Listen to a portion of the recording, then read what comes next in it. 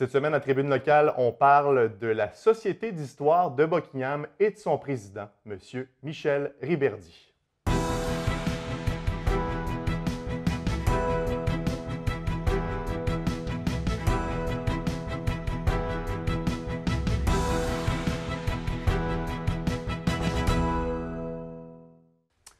Bonjour à tous, mon nom est Mathieu Daou et je vous souhaite la bienvenue à Tribune locale. Comme je vous disais en introduction, je suis aujourd'hui avec M. Riberdy. Bonjour. Bonjour. Vous êtes le président de la Société d'histoire depuis 10 ans. Quasiment 10 ans, oui. Presque 10 ans. Comment ça se passe jusqu'à présent? Ça se passe très bien. Il y a beaucoup de choses qui sont passées en 10 ans. Entre autres, notre local a eu un renouveau complet il y a quelques années, environ 3 ans. On a une très belle exposition permanente, justement. Quand on œuvre dans le domaine de l'histoire, M. Riberdy, j'imagine qu'il faut être quelqu'un de curieux et je pense que c'est votre cas, vous.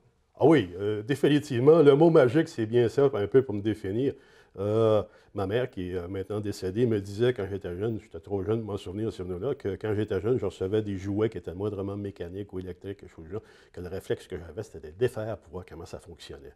C'est que oui, en effet, la curiosité fait partie de moi-même depuis très longtemps. Et là, vous avez quelques petits cheveux gris. Ça continue encore, cette curiosité-là. Ça continue encore, cette curiosité-là. C'est que des fois, j'arrive sur des histoires, des documents ou encore des gens qui vont me parler des choses et ça pique ma curiosité. Puis il faut que j'aille voir, il faut que j'aille chercher ce qui se passe. Durant votre carrière, M. Riberdy, vous avez fait partie des Forces armées canadiennes. Vous avez commencé en tant qu'armurier. Parlez-nous de votre parcours dans les forces. Oui, bien justement, dans les années 70, à cette époque-là, je venais juste de terminer mes études en électronique. Et malheureusement, les ouvrages en électronique n'étaient pas aussi nombreux que je pensais à l'époque. Donc, j'ai joint les Forces armées canadiennes. On m'a proposé d'essayer armurier terrestre, ce que j'ai fait pour une période de 4 ans. Et étant une personne curieuse, j'avais assouvi ma curiosité en ce qui concernait les armes à cette époque-là. J'avais vraiment appris tout ce qu'il y avait à apprendre sur le métier. Vous avez fait le tour? J'avais fait le tour au complet de toutes les armes, à partir du pistolet jusqu'au char d'assaut y compris. Donc, ce qu'on m'a proposé à l'époque, c'était d'aller faire une entrevue à l'école de la police des Forces canadiennes à Borden. Et sans le savoir, pendant l'entrevue, la personne qui passe l'entrevue, c'est un proposé du service de renseignement militaire à l'époque. J'ai donc, sans m'en rendre compte, passé une entrevue, j'ai été accepté, j'ai été suivre des cours par après. Et c'est un petit peu mystique que les gens disent « Ah, service de renseignement, espionnage, tout ça ». La grande majorité de l'emploi d'une personne du service de renseignement, c'est des analyses. C'est l'utilisation d'outils tels que, par exemple, la photographie aérienne, des cartes de l'information, des sources, des entrevues, des choses comme ça. C'est de l'ouvrage de bureau dans la plupart du cas. Est-ce qu'on se considère comme étant un agent secret ou c'est pas le cas?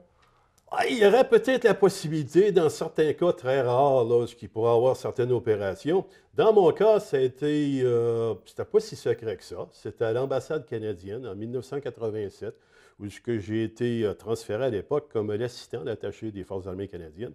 Et je n'étais pas l'espion en place, j'étais plutôt l'observateur en place. C'est-à-dire, s'il y a des choses qui se passaient devant moi, ou encore je parlais à des gens, j'observais, autant visuellement qu'auditif, et on interprétait.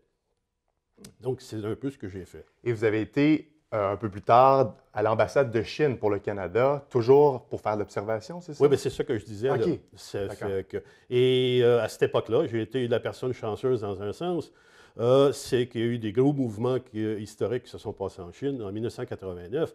C'est l'intervention de ce que les Chinois vont appeler la rébellion de la place Tiananmen des étudiants.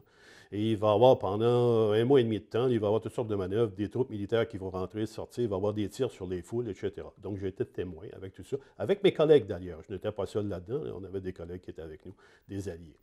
Est-ce que le fait de travailler pour les services de renseignement, ça fait en sorte, oui, qu'on devient en quelque sorte un pro de l'histoire? Bien oui, parce que toutes les méthodes de travail, que ce soit du renseignement, d'analyse, analyse de sources multiples, témoignages contradictoires, par exemple, des choses comme ça, bien, on les retrouve dans l'histoire. Quand on regarde certains événements, une des choses qui m'a amené à la Société d'histoire de Buckingham, c'était la grève de 1906. Parce que justement, il y avait plein de mystères, plein de questions que je me posais, où ce qui étaient les grévistes, qui ce qui était quoi, est-ce qu'il y avait des armes, tout ça. Puis quand on trouve des réponses, c'est fascinant. C'est ça, vous êtes en fin de carrière, vous êtes venu ici, puis c'est la statue qui représente justement la grève de 1906 qui a attiré votre attention. puis il y avait des questionnements, là. En effet. Il y a même un livre qui est sorti. Pas un livre nécessairement. J'ai écrit l'équivalent d'un livre. L'équivalent d'un livre. Mais j'ai mis ça sur un CD Mhm. pour la simple raison que je pouvais inclure toutes les sources que j'ai trouvées aux archives, par exemple.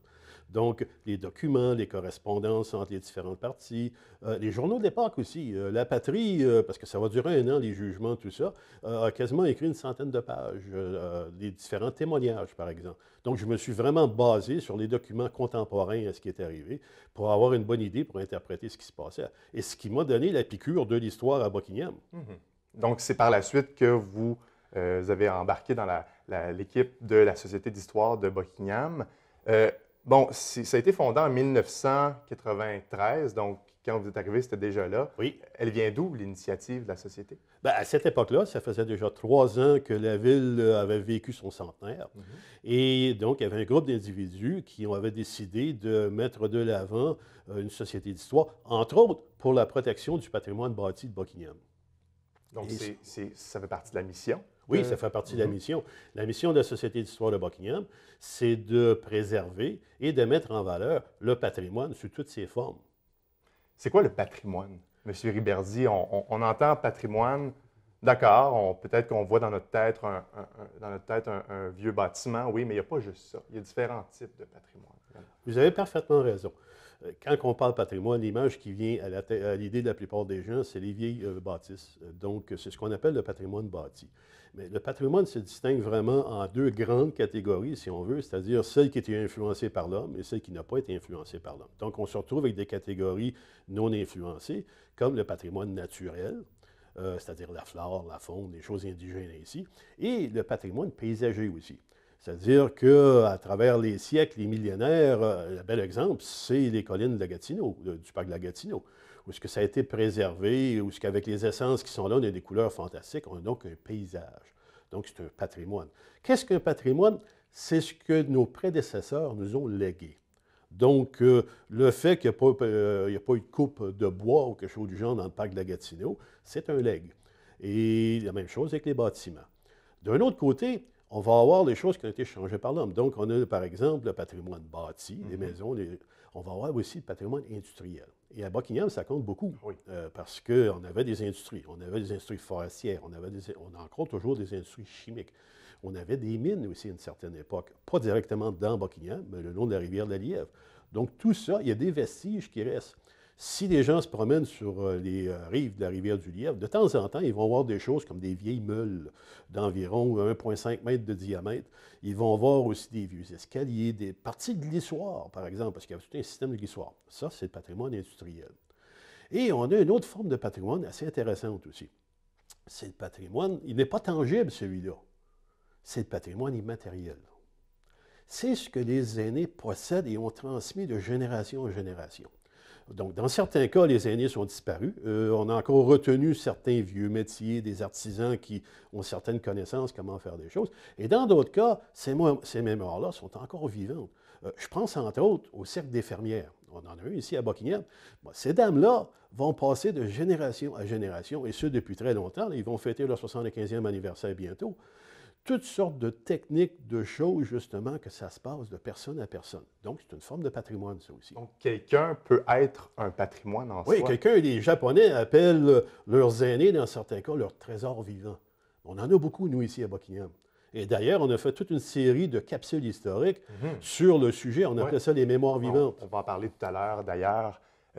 Donc, ce sont tous ces types-là qui forment la richesse d'un lieu ou d'une ville, par exemple? Oui, ou d'une autre manière de définir le patrimoine, ou encore répondre à la question pourquoi est-ce que le patrimoine est important, c'est considérer que le patrimoine, c'est l'ADN d'une communauté. Et de ce fait, chaque communauté va avoir une petite branche différente de l'autre, va avoir une petite chose qui va la distinguer. C'est ça le patrimoine d'un endroit.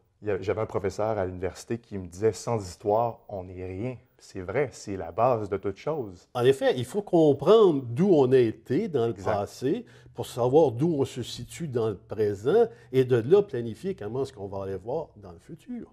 Est-ce que les gens de Buckingham et les environs sont au courant de ce qui s'est passé dans le passé ici? Est-ce qu'ils sont au courant de la richesse ou de l'importance de Buckingham? Oui et non. Comme la plupart des Québécois, on n'est pas les gens qui fréquentent le plus souvent les musées. Ça fait partie des statistiques touristiques, etc. Donc, il y a vraiment un bon travail de sensibilisation à faire. Et une fois que les gens sont sensibilisés, oui, ils sont très, très intéressés. Des démonstrations dans les dernières années avec le Café des artistes, on a commencé à faire des repas-conférences, par exemple, et jusqu'à date, c'est rempli. Là, ça fait la 5e, la 6e qu'on fait, et les gens sont vraiment avares d'informations sur l'histoire. Vous disiez que les gens ne sont pas intéressés au musée. Pourquoi? Pourquoi aujourd'hui? Je pense que ça ne faisait pas partie de notre culture d'un côté. D'un autre côté, il n'y en avait pas tant que ça des musées. Il y avait peut-être des petits musées, des petites municipalités, quelque chose comme ça, mais si on regarde les grands musées, il y en a quelques-uns à Québec, il y en a peut-être, on parle du musée des Beaux-Arts de Montréal, par exemple, puis on a les fameux grands musées là, nationaux ici. Mais si on regarde en fait de nombre et puis de disponibilité, il n'y en a pas tant que ça, d'un côté. D'un autre côté, dernièrement, surtout dans les dernières décennies, avec les médias sociaux, l'Internet et les autres choses, les gens ont accès à de l'information sans se déplacer. Donc, on préfère de beaucoup des choses, par exemple, visuelles. Une émission vidéo, une entrevue, des choses comme ça, que de se déplacer et de voir. Ce que les gens réalisent peut-être pas, c'est qu'en se déplaçant, en voyant, mais ils peuvent aussi interagir avec les gens de la place, comme les guides, par exemple. Donc, quand les gens viennent au musée chez nous et que je suis présent, si on me pose la question, « Monsieur, pourriez-vous m'expliquer telle chose? » Bien là, je peux donner un ajout, justement, donner l'information supplémentaire, ou ce qu'on n'aura peut-être pas dans une vidéo ou une autre forme. L'ancienne ville de Buckingham a été créée, ou plutôt, oui, inaugurée, on peut dire ça comme ça, si je ne me trompe pas, 1855, c'est ça? Oui, bien, il y a différentes étapes. Mais c'est qui était là? C'est qui était là pour créer l'ancienne ville de Buckingham? Bien, c'était les gens qui étaient arrivés auparavant. Donc, les premiers qui arrivent à Buckingham, c'est 1824. Et puis, c'est une scierie. Donc, c'est la présence d'énergie qui fait qu'on a une première scierie du côté de la rue Georges, à peu près en face où est située l'école anglaise présentement. 2 ans plus tard, une autre scierie de l'autre côté de la rivière, environ où est situé le parc McLaren. Et à partir de ces 2 scieries-là, il va y avoir non seulement les ouvriers, mais les familles qui vont arriver, puis là, on va avoir besoin de support. Donc, du côté de la rive est, c'est-à-dire du côté de la rue principale, on va avoir le village qui va se développer tranquillement. Mais il n'y aura pas un statut légal de village avant 1855, comme vous avez dit. Ça veut dire quoi, avoir un statut légal? Mais entre autres, ça veut dire qu'on peut taxer. Donc, les écoles, les chemins, par exemple, prendre la maintenance, etc. C'est le même problème qu'on a encore aujourd'hui. Sans taxe, on ne peut pas prendre soin de la propriété commune. Et éventuellement, il va devenir ville en 1890. Donc, progression d'un petit hameau, si on veut, en 24, on va progresser à un village, puis après ça, à une ville. Donc, les mines, l'industrie forestière, ça fait partie, c'est ce qui a permis, entre autres, à la ville de Buckingham d'exister. En effet. D'accord. On va prendre une pause, M. Riberdy. Au retour, on va parler d'exposition permanente qui se déroule du côté de la Société d'histoire de Buckingham. Reste avec nous, on revient dans une minute. Salut, moi c'est Zach. Quand il y a des amis qui viennent me voir pour me demander qu'est-ce qui s'est passé, je leur réponds que j'étais malade et j'ai eu une méningite bactérienne et j'ai eu une amputation. Si j'ai cette prothèse de natation, eh bien, je peux aller dans la piscine sans aucun problème. Ma prothèse de natation, je peux nager avec et je suis fière d'en avoir une pour nager. Voici Isaac. Il passe beaucoup de temps au lit. Depuis longtemps, il rêve d'avoir une console de jeu. Son médecin a dit à ses parents de faire appel à Rêve d'enfant. Et c'est ce qu'ils ont fait. Et puis, un jour, grâce à Rêve d'enfant, il a réalisé son rêve. Il joue maintenant plus souvent avec sa famille et ses amis. De retour à Tribune locale, toujours en compagnie de M. Michel Riberdy, président de la Société d'histoire de Buckingham. Depuis septembre 2013, les citoyens ont accès à une exposition permanente qui comprend une quarantaine d'artefacts, c'est pas plus, 150 photos et plus, des textes aussi, des documents En quoi ça consiste exactement, cette exposition-là? On a eu la chance extraordinaire, avec une subvention de la Ville de Gatineau et du ministère de la Culture à l'époque, de mettre de l'avant une exposition professionnelle qui démontrait l'histoire de la ville de Buckingham, l'ancienne ville, et de la région. C'était tout un défi à l'époque parce que nos locaux, même s'ils semblent être grandioses, sont quand même limités physiquement. Donc, il s'agissait de mettre à l'intérieur de nos locaux 200 ans et plus d'histoire. Et quand je dis plus, c'est vraiment plus parce qu'on remonte jusqu'aux premiers Amérindiens, par exemple, dans la région, et d'essayer de mettre ça d'une façon concise et professionnelle où ce qu'un visiteur pourra arriver et regarder et apprendre en même temps qu'est-ce qui est arrivé dans la région. Donc, avec l'aide de muséologues, avec l'aide d'autres experts et d'un comité qui avait été formé, on a divisé notre espace en 6 étapes différentes où ce que les gens peuvent voir justement en arrivant. Pourquoi que les gens se sont établis à Buckingham? C'est à cause de la présence de l'énergie, c'est-à-dire les chutes, les rapides. Ça permet d'avoir des moulins, ça permet d'avoir des scieries, ça permet d'avoir toutes sortes d'infrastructures qui vont être capables de prendre soin d'une population. Donc, à cette exposition-là, on en apprend beaucoup sur l'histoire de Buckingham. Est-ce qu'il y a plusieurs personnes qui viennent vous voir par mois, par semaine? On a une moyenne, depuis qu'on prend des statistiques, d'environ 500 quelques personnes par année. Pour un musée de notre grandeur, c'est un très bon départ. On sait certain qu'on aimerait avoir plus, mais il y a des facteurs quand même importants qui jouent. Ne serait-ce le fait, par exemple, que 4-5 ans, quand il y a eu le prolongement de la 50, les gens qui venaient du Nord, par exemple Mont-Laurier, tout ça, à cette époque-là, il fallait qu'ils passent au travers du village, et puis quand ils voyaient le musée, ils arrêtaient. Parce qu'aujourd'hui, ils s'en vont directement sur la 50. Donc, on a perdu un petit peu de ce côté-là. D'un autre côté, ce qu'on essaie de faire, c'est d'avoir des programmes qui vont correspondre avec les écoles, par exemple. Donc, aller chercher les jeunes pour essayer de les amener au musée. Ça arrive de temps en temps. Cette année, on a reçu 3-4 groupes scolaires qui sont venus, justement, et où on a pu explorer un peu plus certains sujets. Outre cette exposition-là, c'est 1000 artefacts et plus qui se retrouvent à la Société d'histoire de Buckingham. Comment vous entreposez tout ça, M. Riberdy? On a un très petit entrepôt. Cependant, grâce à la générosité de donneurs, parce qu'on a fait une levée de fonds il y a quelques années, on a réussi à acheter des contenants métalliques, par exemple, pour les protéger. Et donc, on a une belle collection d'artefacts qui peuvent être utilisés dans le futur pour des expositions temporaires ou même d'autres expositions, d'un côté. De l'autre côté, on fait aussi beaucoup d'utilisation de la technologie. C'est-à-dire, quand on peut, on prend des photos, on numérise les textes et dans certains cas, on les met disponibles sur notre site Internet ou dans d'autres cas, ils sont disponibles directement dans notre exposition. Il y a environ 80 de notre exposition qui est dans des tablettes, qui est contenue dans des tablettes. Donc, on a des panneaux, on a des affiches, on a des photos comme dans un musée conventionnel, on a des artefacts comme que vous avez mentionné, mais les gens ont aussi accès à des tablettes. Et en feuilletant dans la tablette, eh bien, on est capable de découvrir toutes sortes d'autres choses supplémentaires. Est-ce qu'il y a un artefact coup de cœur? Est-ce que vous avez un artefact coup de cœur?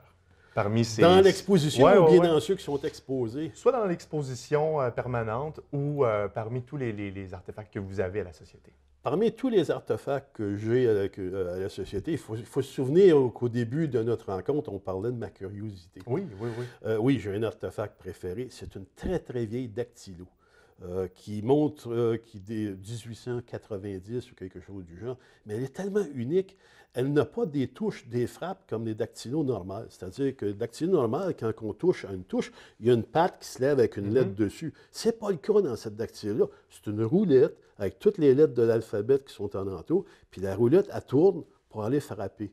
Donc, c'est le prédécesseur des dactylos IBM qui vont faire fureur dans les années 60-70 avec une boule là, qui vont se promener. C'est le mécanisme en lui-même qui est unique. C'est le mécanisme qui est unique et assez rare. Et ça a été utilisé à Buckingham, cette dactylo-là. Ça a été retrouvé dans les locaux de l'ancien hôtel de ville il y a quelques années. On m'avait demandé d'aller voir, il y avait des vieilles choses qui traînaient, puis j'ai trouvé ce trésor-là. Il était tout défait, la dactylo était tout défait. Donc, j'ai eu un plaisir immense à la remonter. J'ai été sur Internet, j'ai été capable de voir comment est-ce que la vieille dactylo était assemblée, puis j'ai été capable de la remettre ensemble. Oui, j'ai un coup de cœur. Donnez-nous d'autres exemples d'artefacts que les gens pourraient retrouver à la Société d'histoire. Les gens pourraient retrouver, par exemple, le premier projecteur de cinéma qui est utilisée à Buckingham. C'est une grosse machine, c'est tout en métal, c'est extrêmement lourd. Et on a seulement qu'une partie, on n'a même pas toute la partie complète. Il nous manque la partie, par exemple, où il y aurait eu les bobines de film puis tout ça. Et pourquoi est-ce que c'est un petit peu unique? Pas seulement parce que c'est vieux et que ça a un lien direct avec Buckingham, c'est que l'éclairage à l'intérieur, ce n'était pas une lampe incandescente, c'était de l'arc électrique. La même chose que quand un soudeur va souder à l'arc, c'est-à-dire qu'il prend sa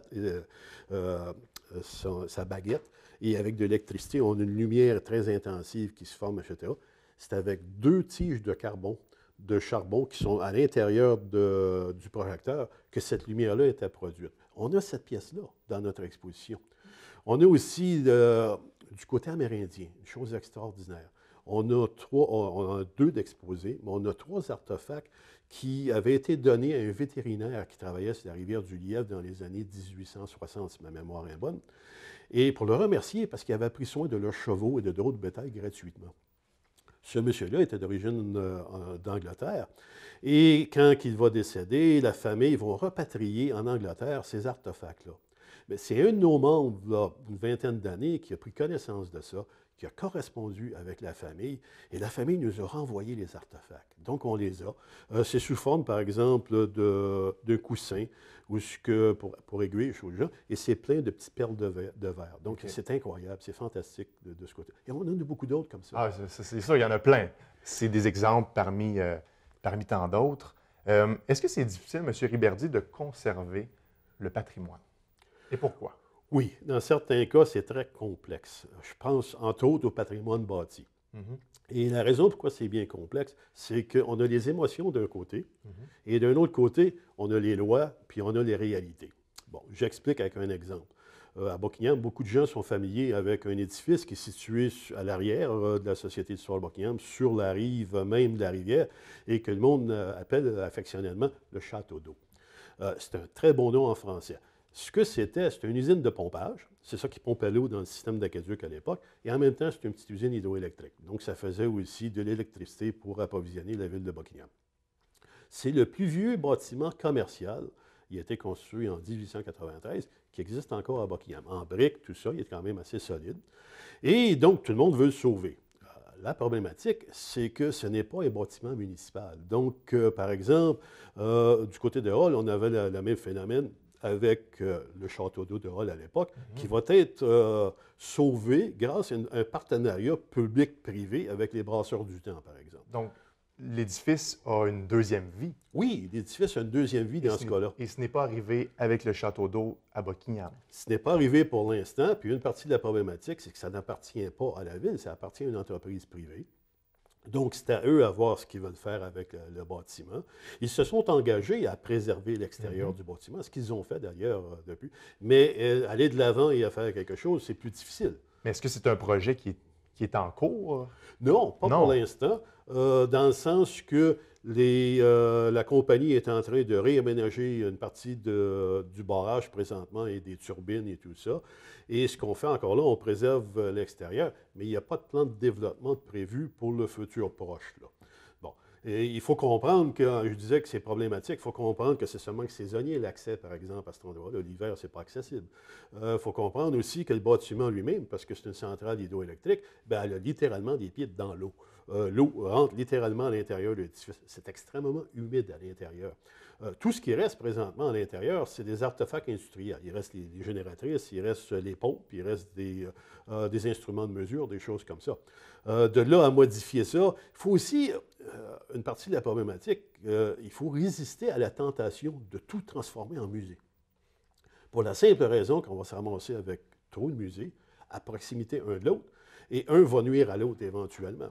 Donc, ça fait toute partie de la problématique. La solution, bien, ça va te faire un inventaire complet.